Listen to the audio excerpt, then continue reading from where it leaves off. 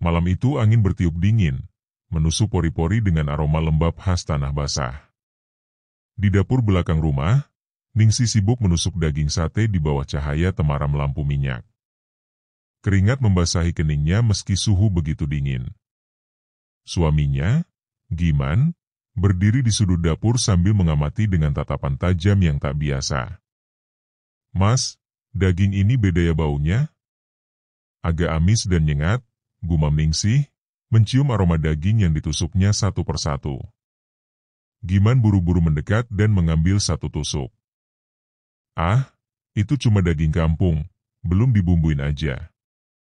"Sudah, terusin. Harus selesai malam ini. Biar laris dagangan besok pagi di pasar." Ningsih mengangguk, meski hatinya masih diliputi rasa ganjil. Sudah 3 malam berturut-turut, Giman menyuruhnya membuat sate khusus, hanya boleh dibuat malam hari dan tidak boleh dilihat siapapun. Bahkan anak mereka, Rian yang berumur 5 tahun, harus dikunci di kamar setiap kali mereka mulai bekerja. Saat sate pertama dibakar di atas bara, aroma tajam menusuk hidungnya. Bukan wangi daging biasa. Ada bau gosong bercampur bau anyir, seperti bangkai yang dipanggang. Namun, Giman tanpa puas. "Mantap. Ini yang bikin laris, Ning." Laris memang. Sejak jualan sate malam itu, warung kecil mereka di pinggir jalan desa selalu ramai. Orang-orang berdatangan, bahkan dari luar desa. Sate Giman mulai dikenal karena kelezatannya yang unik. Tapi semua itu membuat Ningsih makin resah. "Mas, ini daging apa sih sebenarnya?" tanyanya lagi malam itu sambil mencuci pisau yang dipenuhi darah hitam pekat. Giman hanya tersenyum samar. "Yang penting halal dari hasil kerja kita. Gak usah tanya banyak." Senyum itu menyimpan sesuatu yang tak bisa dijelaskan. Dan malam itu, Ningsih mulai merasa kalau ada yang tidak beres. Beberapa malam setelahnya, Ningsih mulai mengalami hal aneh. Saat mencuci sisa peralatan sate, dia mendengar suara dari loteng, seperti sayap mengepak dan suara burung mencicit lirih, tapi serak, seperti parau tertahan. Dia naik perlahan, membawa senter kecil. Loteng gelap dan berdebu. Namun ada jejak-jejak darah kering di beberapa titik, dan sehelai bulu hitam besar tergeletak begitu saja. Bulu itu bukan ayam, bukan pula bebek. Ukurannya terlalu besar, dan bentuknya terlalu tajam. Ningsih ketakutan. Ia segera turun, dan malam itu tak bisa tidur. Tapi Giman justru terlihat tenang, seperti tak terjadi apa-apa. Keesokan malamnya, dia diam-diam mengintip Giman keluar rumah membawa kantong plastik hitam besar ke arah hutan bambu di belakang rumah. Ia mengikuti dari kejauhan. Dari balik pohon, ia melihat suaminya mengeluarkan seekor burung gagak besar yang masih hidup, lalu memotong lehernya begitu saja, membiarkan darah mengucur ke tanah, sambil membaca sesuatu yang asing, bahasa yang tak pernah ia dengar.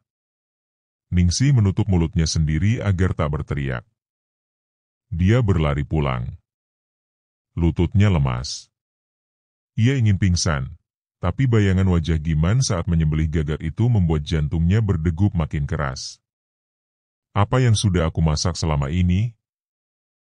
Malam berikutnya, saat tubuhnya terkulai lemas karena pikiran yang campur aduk, Ningsih tertidur dengan lampu menyala. Dalam tidurnya, ia bermimpi aneh. Seorang lelaki bersorban putih datang, memegang tangannya. "Kau dijebak, Ningsih. Ini bukan sate biasa. Ini tumbal. Kau yang memasaknya, maka kaulah juru tumbalnya." Ningsih tergagap dalam mimpi. "Aku tidak tahu, aku tidak tahu.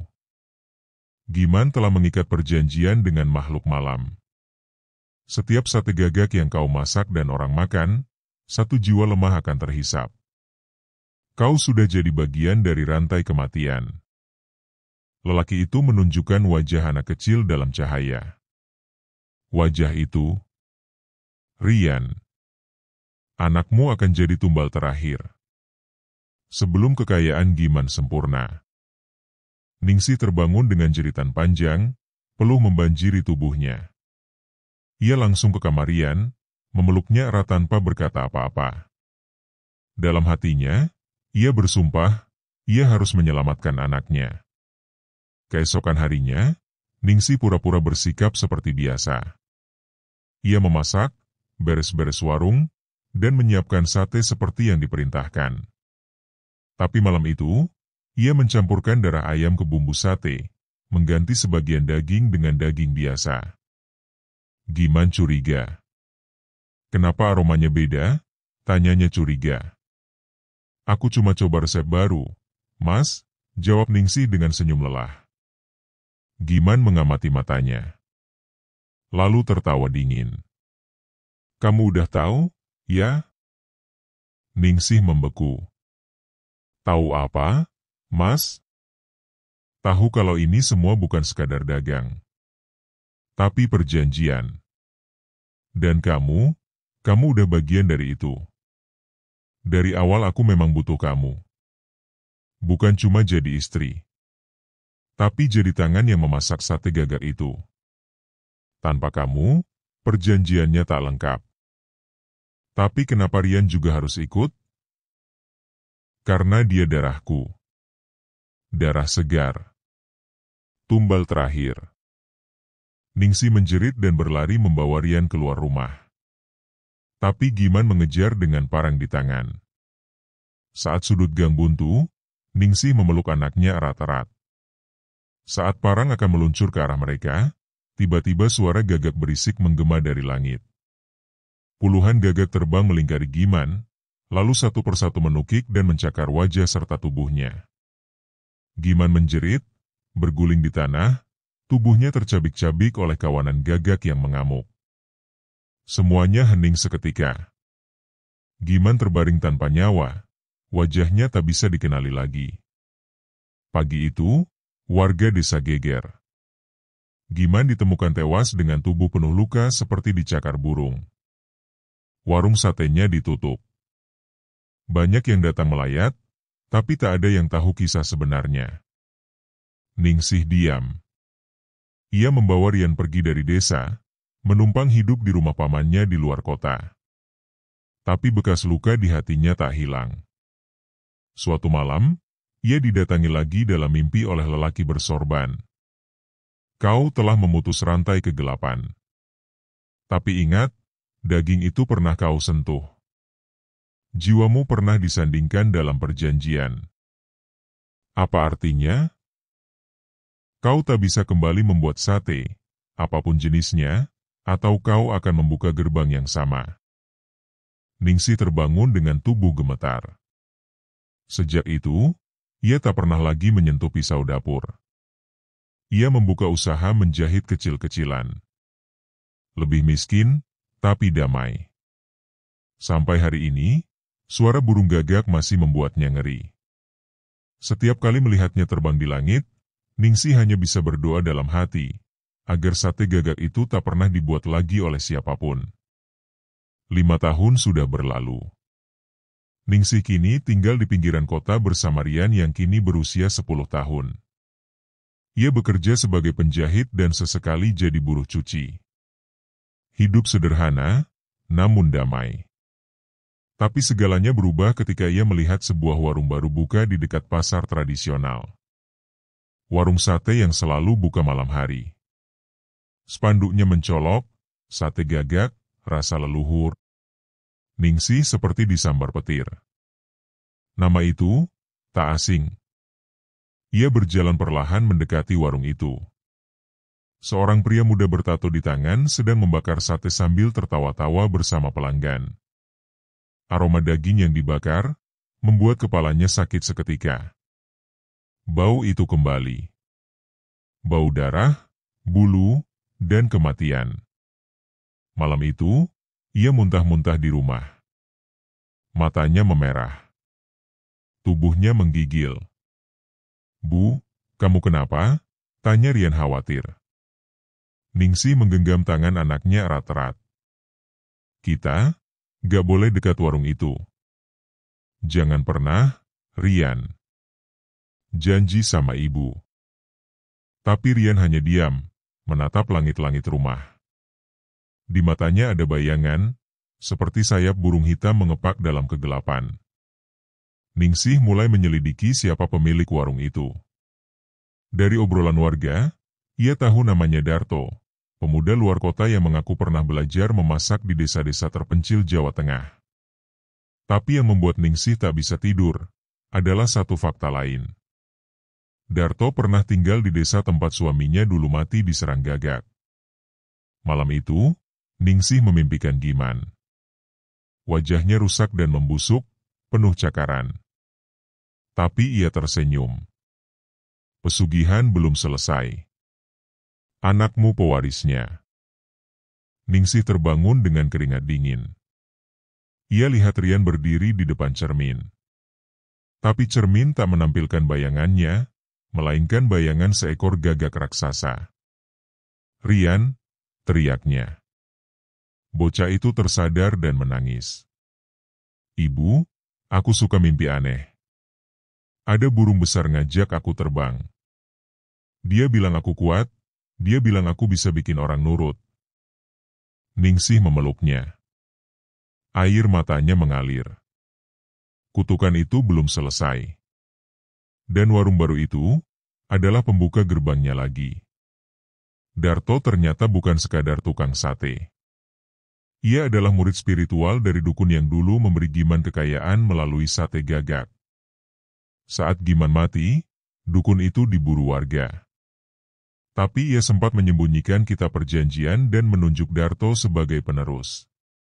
Kini, Darto membuka jalur baru. Ia hanya perlu darah satu keturunan juru masak sate pertama, yaitu Ningsih, untuk mengaktifkan ulang pesugihan itu dengan kekuatan berkali lipat. Dan yang paling cocok, tentu anak kandung Ningsih, Rian. Rian mulai berubah. Ia sering bengong, menggambar burung gagak berulang-ulang. Ia bicara sendiri di kamar, kadang dalam bahasa yang bukan bahasa manusia. Ningsih panik. Ia mencari pertolongan ke seorang ustaz sepuh di pinggiran kota. Ustaz itu mendengar semuanya dan berkata, "Anakmu sudah setengah terikat. Kau harus memutus ikatan darah itu sebelum malam purnama bulan depan." "Bagaimana caranya?" tanya Ningsih putus asa. "Kau harus membawa anakmu ke tempat pertama kali kau membuat sate gagak. Di sanalah kutukan bermula. Di sanalah ia harus diakhiri." Dengan berat hati, Ningsih membawa Rian kembali ke desa lamanya. Semua berubah. Rumahnya dulu sudah roboh. Tapi tanah itu masih kosong, dan hawa dinginnya tak berubah. Malam itu mereka menginap di rumah warga lama. Pukul 2 dini hari, suara gagak terdengar bersahutan. Rian menghilang dari kamar. Ningsih mengejarnya, hingga ke dapur tua di rumah mereka dulu. Di sana, Rian berdiri di depan tungku tua dengan mata kosong. Darto muncul dari bayang-bayang malam sambil membawa parang.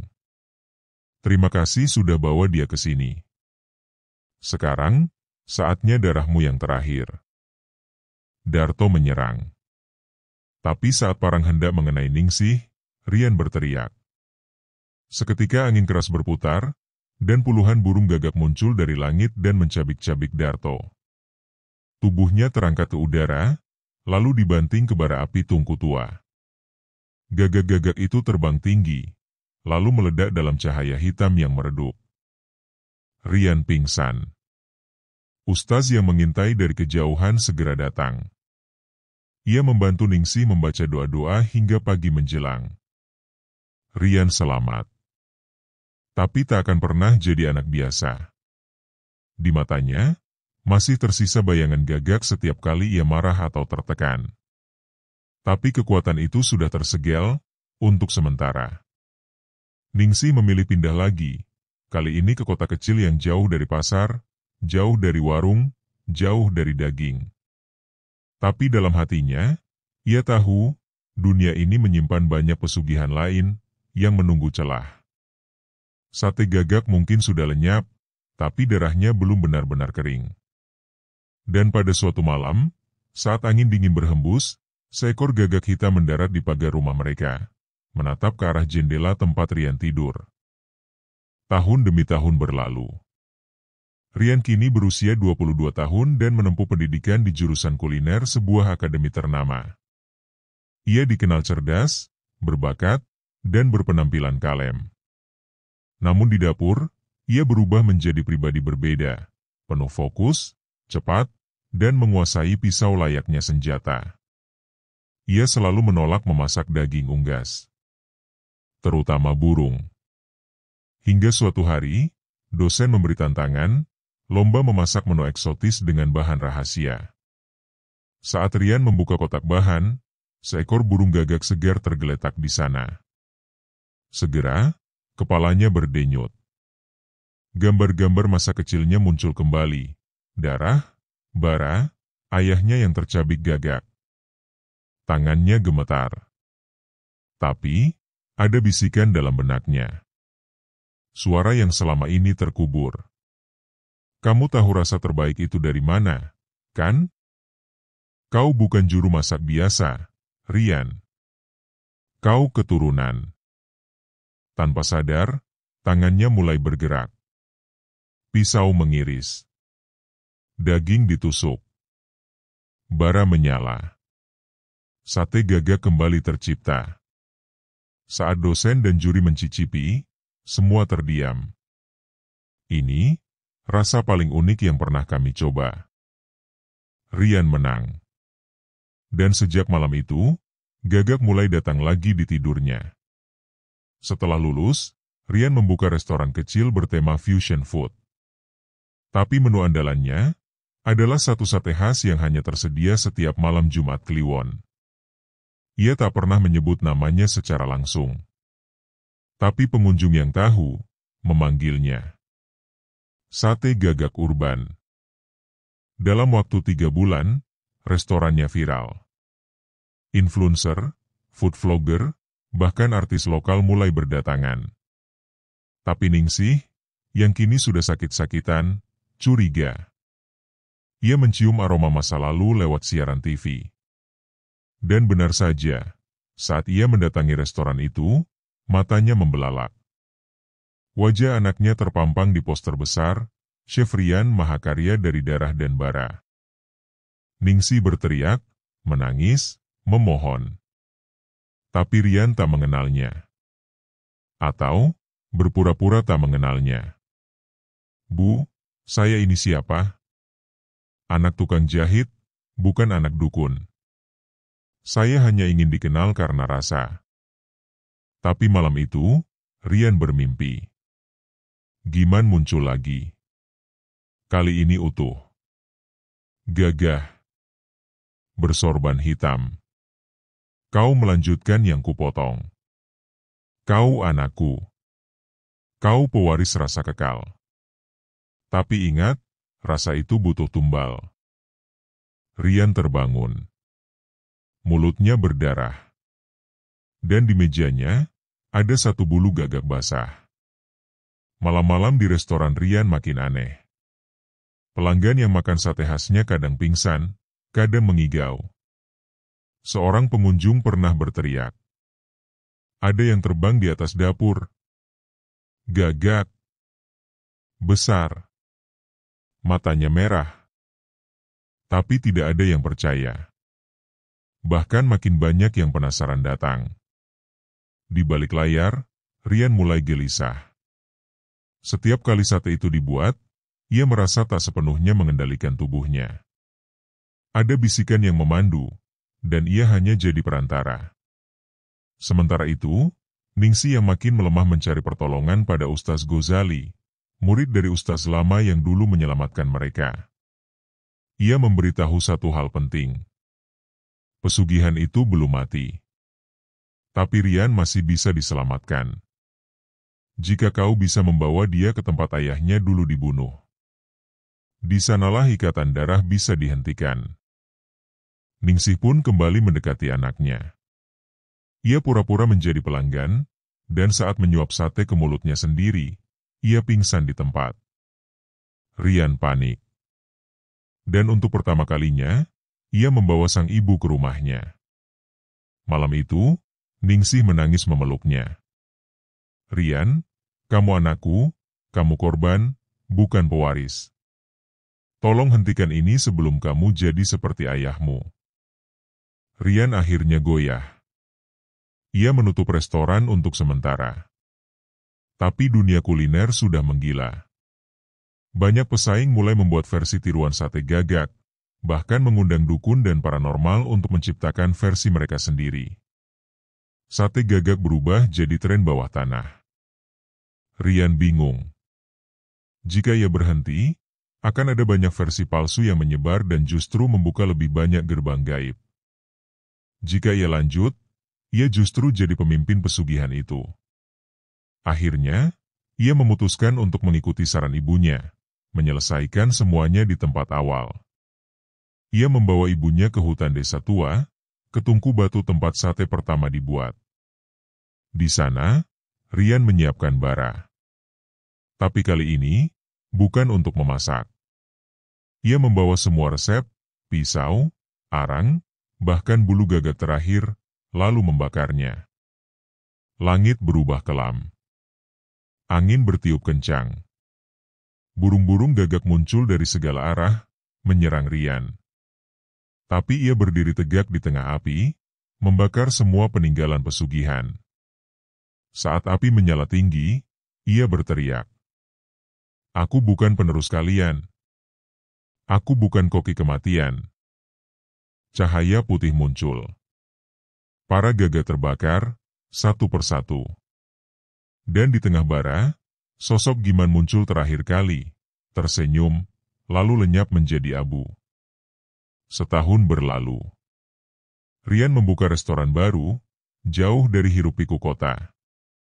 Tidak ada menu misterius, tidak ada malam khusus. Ia hanya menyajikan makanan hangat yang dibuat dari hati. Ningsih hidup tenang bersamanya, meski tubuhnya makin lemah. Ia tahu waktunya tak lama. Tapi ia bahagia, anaknya telah selamat. Namun, rasa tak bisa dilupakan. Seorang pelanggan setia, yang dulu pernah mencicipi sate gagak asli, suatu malam berkata, "Chef, saya masih ingat rasa itu. Saya mencarinya di mana-mana. Tapi tak ada yang bisa menandingi rasa satenya waktu itu. Kau masih punya resepnya, kan?" Rian hanya menatapnya lama. Saya sudah membakar resep itu. Dan apapun yang dulu Anda cicipi, itu bukan rasa. Itu kutukan. Pelanggan itu tertawa kecil. Lalu meninggalkan restoran. Tapi saat pintu ditutup, seekor gagak hitam hinggap di jendela. Diam, memandang dapur dengan mata merah menyala. Kutukan mungkin telah dipadamkan, tapi rasa itu akan selalu dicari. Tamat.